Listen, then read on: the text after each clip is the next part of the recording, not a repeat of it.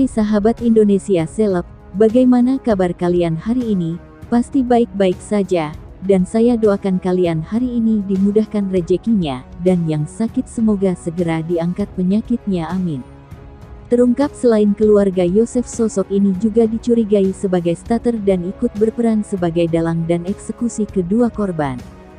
Namun sebelum kita bahas, bisalah kalian subscribe channel ini terlebih dahulu agar kalian tidak ketinggalan info menarik dari channel ini. Kalau sudah subscribe, mari kita lanjut. Kasus pembunuhan ibu dan anak di Subang, Tuti Suhartini dan Amelia Mustika Ratu. Meski tersangka dan pelaku belum terungkap, fakta baru mulai bermunculan. Salah satu fakta yang kini mencuat, yakni Yoris Raja Amanullah yang merupakan kakak kandung korban memilih bergabung dengan Yosef Hidayat, suami sekaligus ayah korban. Padahal, di awal kasus ini bergulir, keduanya sempat berseberangan. Fakta baru lain yang kini mencuat, yakni kecurigaan terhadap Wahyu, kepala sekolah Yayasan Bina Prestasi Nasional yang dipimpin oleh Yoris. Diketahui, korban Tuti Suhartini sendiri menjabat bendahara dan Amelia Mustika Ratu sebagai sekretaris di yayasan tersebut. Rohman Hidayat, kuasa hukum Yoris dan Yosef, mengungkapkan bahwa pengunduran diri Wahyu terjadi di saat Yosef dan Yoris tengah berupaya kembali mengaktifkan yayasan setelah lama tidak beroperasi pasca peristiwa pembunuhan sadis tersebut terjadi.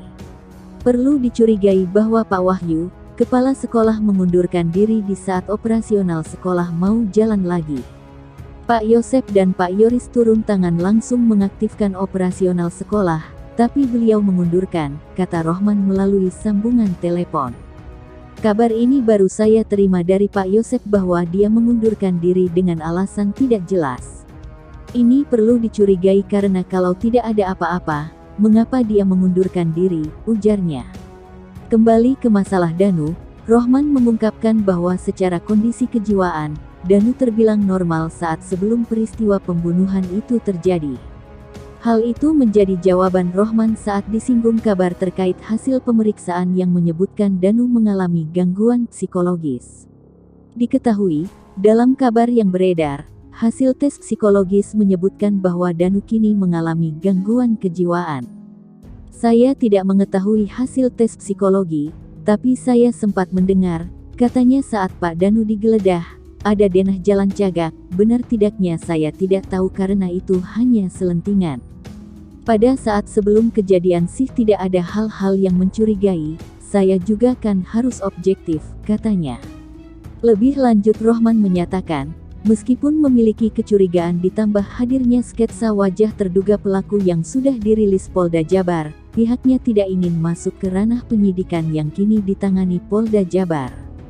Saya tidak mau masuk ke ranah penyidikan, yang jelas saya dari pihak Pak Yosef dan Pak Yoris berharap bagaimana penegakan hukum dilakukan mengingat waktu sudah hampir 5 bulan dan tentunya masyarakat pun menunggu jawaban pelaku pembunuhan, tuturnya. Rohman menekankan, sejak awal, pihaknya yakin bahwa kliennya tidak terlibat dalam kasus pembunuhan tersebut. Terlebih, alibi yang Yosef berdasarkan keterangan saksi-saksi dan posisi Yosef jelas tidak ada di tempat kejadian perkara TKP saat peristiwa pembunuhan itu terjadi. Sejak awal sudah saya sampaikan bahwa alibi yang dimiliki oleh Pak Yosef kuat.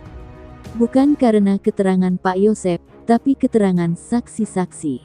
Pada saat kejadian, posisi Pak Yosef jelas ada di mana dan disampaikan oleh saksi-saksi. Bukan oleh pendapat saya atau Pak Yosef, tapi saksi-saksi, ucapnya. Dan bagaimana pendapat kalian? Silahkan tinggalkan komentar kalian di bawah dan tunggu video-video terbaru dari channel ini selanjutnya.